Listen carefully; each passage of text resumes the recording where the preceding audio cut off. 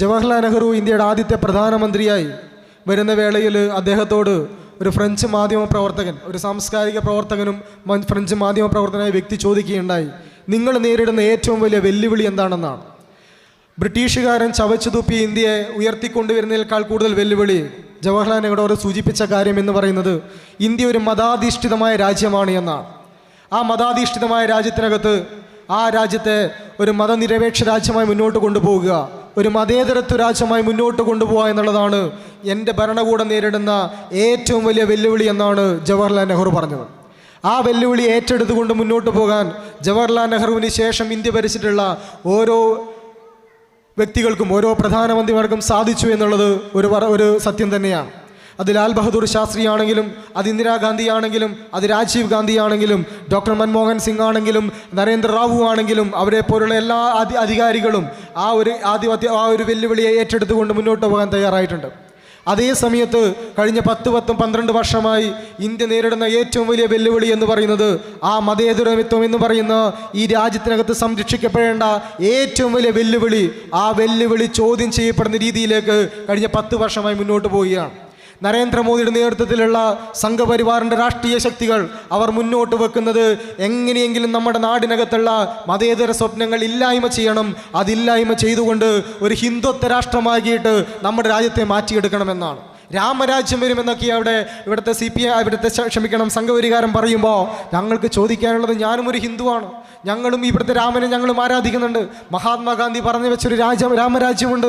ആ രാമരാജ്യത്തിനകത്ത് എല്ലാ ജനങ്ങളെയും, അത് ഹിന്ദു ആയിക്കോട്ടെ, അത് ഇസ്ലാം ആയിക്കോട്ടെ, അത് സിഖ് ആയിക്കോട്ടെ, പാഴ്സി ആയിക്കോട്ടെ, ക്രൈസ്തവനായിക്കോട്ടെ, ഏതൊരു മതത്തിൽപ്പെട്ട ആളെയും ഒരു മാറിയിൽ കോർത്തെടുത്ത മുത്തുമണികളെ പോലെ സംരക്ഷിച്ച് മുന്നോട്ട് കൊണ്ടുപോകുന്നതാണ് യഥാർത്ഥ രാമരാജ്യമെന്ന് ഇവിടെ മഹാത്മാഗാന്ധി പറഞ്ഞു വെച്ചപ്പോൾ ഇവിടുത്തെ സംഘപരിവാരം പറയുന്നത് രാമരാജ്യം എന്ന് പറഞ്ഞാൽ അത് ഹിന്ദുവിൻ്റെ രാജ്യമെന്നാണ്.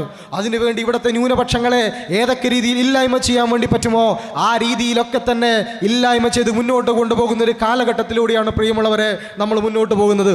ഇവിടെ എനിക്ക് മുന്നേ സംസാരിക്കുമ്പോൾ അധ്യക്ഷൻ സൂചിപ്പിച്ചൊരു കാര്യമുണ്ട്, നമ്മുടെ നാടിൻ്റെ വിദ്യാഭ്യാസം, നമ്മുടെ രാജ്യത്തിൻ്റെ വിദ്യാഭ്യാസം, ആ വിദ്യാഭ്യാസ മേഖല പോലും ഇന്ന് ചോദ്യം ചെയ്യപ്പെടുന്ന രീതിയിൽ മുന്നോട്ട് പോവുകയാണ്.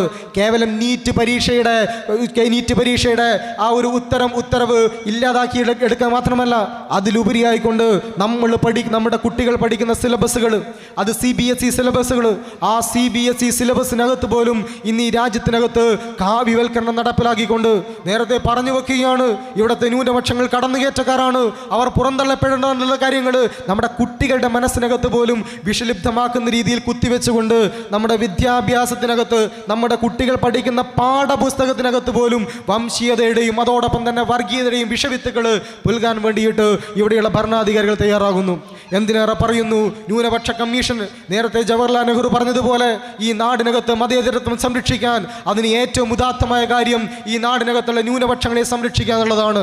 അതിനുവേണ്ടി തന്നെയാണ് ഇന്ത്യൻ നാഷണൽ കോൺഗ്രസിൻ്റെ നേതൃത്വത്തിലുള്ള ഓരോ സർക്കാരുകളും ന്യൂനപക്ഷ കമ്മീഷനെ വളരെ മഹത്വവൽക്കരിക്കുന്ന രീതിയിൽ മുന്നോട്ട് കൊണ്ടുപോയിട്ടുണ്ട്. അതേ കാലത്ത് ഇന്ന് നമ്മൾക്ക് കാണാൻ വേണ്ടി സാധിക്കുന്നത് അതേ ന്യൂനപക്ഷ കമ്മീഷനുകൾ, പല ന്യൂനപക്ഷ കമ്മീഷനുകളും ഇന്ന് നാഥനില്ലാ കളരിയായി മാറിക്കൊണ്ടിരിക്കുകയാണ്. ആ ന്യൂനപക്ഷ കമ്മീഷനകത്തുള്ള ആൾക്കാരൊക്കെയാണ് പോലും ചിന്തിക്കേണ്ട രീതിയിലേക്ക് കാര്യങ്ങൾ മുന്നോട്ട് പോകുന്നു. എവിടെ നോക്കിയാലും വർഗീയത മാറ്റമായിരുന്ന കാലഘട്ടത്തിലേക്ക് നമ്മൾ മുന്നോട്ട് പോകുമ്പോൾ നേരത്തെ സൂചിപ്പിച്ചിട്ടുണ്ട്, കേരളം എന്ന് പറയുന്നത് ഇതിൽ നിന്നെല്ലാം മാറി നിൽക്കുന്ന ഒരു സ്ഥലമാണ്. കേരളം ഒരു പ്രതീക്ഷയുടെ തുരുത്താണെന്ന് പറയുമ്പോൾ ഇന്ന് ഈ കേരളത്തിനകത്ത് പോലും ഇതേ വർഗീയത കടന്നു വരുന്നത് നമുക്ക് കാണാൻ വേണ്ടി സാധിക്കുന്നുണ്ട്. എൻ്റെ സ്വാഗത ഭാഷകൻ പറയുമ്പോൾ ആ പേര് പറയാൻ വേണ്ടി അദ്ദേഹം ചെറുങ്ങനെ മടിച്ചിട്ടുണ്ട്. തൊട്ടും പേടിയില്ലാതെ തന്നെ പറയാൻ വേണ്ടി ആഗ്രഹിക്കുകയാണ്, വെള്ളാപ്പള്ളി നടേശൻ. ആ വെള്ളാപ്പള്ളി നടേശൻ എന്ന് പറയുന്ന ഈ നാടിനകത്ത് ഒരു സാമുദായിക നേതാവായി നിൽക്കുന്ന വ്യക്തിയാണ്. ഇതേ സമുദായത്തിന് നേതൃത്വം കൊടുത്തതാണ് ശ്രീനാരായണ ഗുരു. ജാതിയില്ല, മതമില്ല, അല്ലെങ്കിൽ ഏത് ജാതിയായാലും മതമായാലും നമ്മളെല്ലാം ഒരുപോലെ ജീവിക്കണമെന്ന് ഈ നാടിനകത്ത് പറഞ്ഞ ശ്രീനാരായണ ഗുരുദേവന്റെ അതിനോട് ചേർന്ന് നിന്നുകൊണ്ട് വെള്ളാപ്പള്ളി നടേശൻ ഇവിടെ വർഗീയത വിഷവിത്തുക്കൾ വിതറാൻ വേണ്ടി തയ്യാറാകുകയാണ്. ഷിജു വേണ്ടി ഇരിക്കുന്നുണ്ട്. ഞാൻ ഒന്ന് പറയട്ടെ, എനിക്ക് തോന്നുന്നു ചിലപ്പോൾ സ്വാഭാവികമായും പിണറായി വിജയൻ ഈ തെരഞ്ഞെടുപ്പിനകത്ത് പരാജയപ്പെടുമായിരിക്കും. പക്ഷേ എനിക്ക് തോന്നുന്നു ഷിജുവാട്ടാ, ഇത്രയും മോശപ്പെട്ട രീതിയിൽ പിണറായി വിജയൻ്റെ നേതൃത്വത്തിൽ ഒരു സർക്കാർ പരാജയപ്പെട്ടിട്ടുണ്ടെങ്കിൽ അതിന് പ്രധാനപ്പെട്ട കാരണം വെള്ളാപ്പള്ളി നടേശനെ അദ്ദേഹത്തിൻ്റെ കാറ് കയറ്റിക്കൊണ്ട് പോയതാണെന്ന് പറഞ്ഞു വെക്കാൻ വേണ്ടി ഞാൻ ആഗ്രഹിക്കുകയാണ്. അതായത് കേരളം നൽകുന്നൊരു മറുപടി അതാണ്. നമ്മുടെ നാടിനകത്ത് വർഗീയ വിഷവിത്തുക്കൾ ഈ നാടിനകത്ത് പുൽകാൻ വേണ്ടി ആരെങ്കിലും തയ്യാറായാൽ അവരെ പുറത്ത് മാറ്റി നിർത്താൻ വേണ്ടി, അവരോട് ചേർന്ന് നിൽക്കുന്നവരെയും മാറ്റി നിർത്താൻ വേണ്ടി കേരളം തയ്യാറാകുമെന്ന് ഈ തെരഞ്ഞെടുപ്പ് പറഞ്ഞു വെക്കുന്നുണ്ട്. പ്രിയമുള്ളവരെ, കൂടുതൽ കാര്യങ്ങൾ കടക്കാൻ വേണ്ടി ആഗ്രഹിക്കുന്നില്ല. ഒരൊറ്റ കാര്യം കൂടി പറയുകയാണ്, നമ്മൾക്കൊന്നും നഷ്ടപ്പെട്ടു പോയിട്ടില്ല, ഒരു പ്രതീക്ഷയും നമുക്ക് നഷ്ടപ്പെട്ടു പോയിട്ടില്ല. അതിൻ്റെ ഏറ്റവും വലിയ ഉദാഹരണം എന്ന് പറയുന്നത് ഈ കഴിഞ്ഞ കുറച്ച് ദിവസങ്ങൾക്ക് മുമ്പ് നമ്മൾ കാണുന്നുണ്ട്. ഈ നാടിനകത്ത് നമ്മുടെ ലോകസഭയിൽ വനിതാ ബിൽ അവതരിപ്പിക്കാൻ വരുമ്പോൾ നരേന്ദ്രമോദിക്ക് ആ വനിതാ ബിൽ അവിടെ വിജയിപ്പിക്കാൻ വേണ്ടി സാധിക്കാതെ വരുന്നത് നമ്മൾ കാണുന്നുണ്ട്. ആ വനിതാ ബില്ലിലൂടെ തന്നെ വീണ്ടും അധികാരം ഊട്ടിയുറപ്പിക്കാനാണ് നരേന്ദ്രമോദി ശ്രമിച്ചതെങ്കിൽ ആ അധികാരം ഊട്ടിയുറപ്പിക്കാൻ വേണ്ടി നരേന്ദ്രമോദിക്ക് സാധിക്കുന്നില്ലെന്ന് ഇന്ത്യ മുന്നണി ഇവിടെ തെളിയിച്ചിട്ടുണ്ട്. അഭിമാനത്തോടു കൂടി ഞങ്ങൾക്ക് പറയാൻ വേണ്ടി സാധിക്കും, എൻ്റെ മാതൃസംഘടനയാണ് ഇന്ത്യൻ നാഷണൽ കോൺഗ്രസ് ആണ് ആ ഇന്ത്യ മുന്നണിക്ക് നേതൃത്വം കൊടുത്തു എന്ന് പറയുമ്പോൾ, പ്രിയമുള്ളവരെ, 2024 ലോക്സഭാ തെരഞ്ഞെടുപ്പ്, ആ തെരഞ്ഞെടുപ്പ് വേളയിൽ ഒരുപാട് ത്യാഗങ്ങൾ ഞങ്ങൾ സഹിച്ചിട്ടുണ്ട്. കോൺഗ്രസ് ദഹിച്ച ത്യാഗം എന്ന് പറയുന്നത് 300-ൽ താഴെ സീറ്റിലേക്ക് മത്സരിക്കാൻ കോൺഗ്രസ് തയ്യാറായി. ഇന്ത്യ മുന്നണിയിലെ മറ്റ് കക്ഷികൾക്ക് വേണ്ടി, CPM ഉൾപ്പെടെയുള്ള കക്ഷികൾക്ക് വേണ്ടി ഈ നാടിനകത്ത് സംസാരിക്കുമ്പോൾ കോൺഗ്രസിന്റെ ഏറ്റവും വലിയ ശത്രുവായിട്ട് ഞങ്ങൾ കാണുന്ന കമ്മ്യൂണിസ്റ്റ് പാർട്ടി, ആ കമ്മ്യൂണിസ്റ്റ് പാർട്ടിക്ക് രാജസ്ഥാനിലെ സിക്കർ പോലെയുള്ള കോൺഗ്രസിന്റെ ഉറച്ച കോട്ടകൾ അതുപോലും CPM-ന് വിട്ടുകൊടുത്തുകൊണ്ട് ഈ നാടിനകത്തെ മതേതരത്വത്തെ എങ്ങനെയൊക്കെ സംരക്ഷിക്കാൻ വേണ്ടി പറ്റുമോ അങ്ങനെയൊക്കെ സംരക്ഷിച്ച് മുന്നോട്ട് പോകാൻ ഇന്ത്യൻ നാഷണൽ കോൺഗ്രസിന് സാധിച്ചിട്ടുണ്ടെന്നുള്ള ആത്മാഭിമാനമായ ബോധം ഞങ്ങൾക്കുണ്ട്. അതോടൊപ്പം തന്നെ പറഞ്ഞു വെക്കാനുള്ളത്, നമ്മുടെ നാടിനകത്ത്, അത് കേരളത്തിനകത്തല്ല, ഇന്ത്യയിൽ അങ്ങോളം ഇങ്ങോളം മതേതരത്വത്തിന്റെ വിത്തുകൾ പാകി മുന്നോട്ട് പോകാൻ നമുക്ക് സാധിക്കേണ്ടതുണ്ട്. ഈ നാടിനകത്തുള്ള ഒരു മതങ്ങളും, അത് ഹിന്ദു ആണെങ്കിലും അത് ഇസ്ലാം ആണെങ്കിലും അത് ക്രിസ്ത്യൻ ആണെങ്കിലും, ഒരു മതവും ഇവിടെ അക്രമത്തിന്റെ ഭാഷ പറയുന്നില്ല.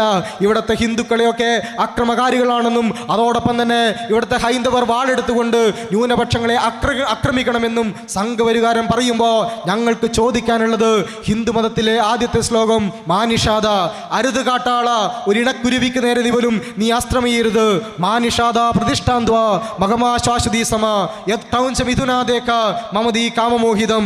ആ ഇണക്കുരുവിക്ക് നേരെ നീ അസ്ത്രമെയ്യരുതെന്ന് പറയുന്ന ഹിന്ദുമതം, ആ ഹിന്ദുമതത്തിൽ എവിടെയും അക്രമത്തിന്റെ ഭാഷ പറയുന്നില്ല. നിന്റെ അയൽവാസി അവനൊരു മുസ്ലിം ആവണമെന്ന് പറയുന്നില്ല. നിന്റെ അയൽവാസി പട്ടിണി കിടക്കുന്ന സമയത്ത് നീ വയർ നിറച്ച് ആഹാരം കഴിക്കുന്നുവെങ്കിൽ നീ യഥാർത്ഥ മുസ്ലിമാനല്ലെന്ന് പറഞ്ഞു വെക്കുന്ന നബിവചനങ്ങളിലും എവിടെയും അക്രമത്തിനെ കുറിച്ച് പറയുന്നില്ല. അത്യുന്നതങ്ങളിൽ ദൈവത്തിന് സ്തുതി, ഭൂമിയിൽ സന്മനസ്സുള്ളവർക്ക് സമാധാനം എന്ന് പറഞ്ഞു വെക്കുന്ന ബൈബിൾ വചനങ്ങളിലും പറയുന്നത് നന്മയുടെ സ്നേഹത്തിന്റെ ഭാഷയാണ്.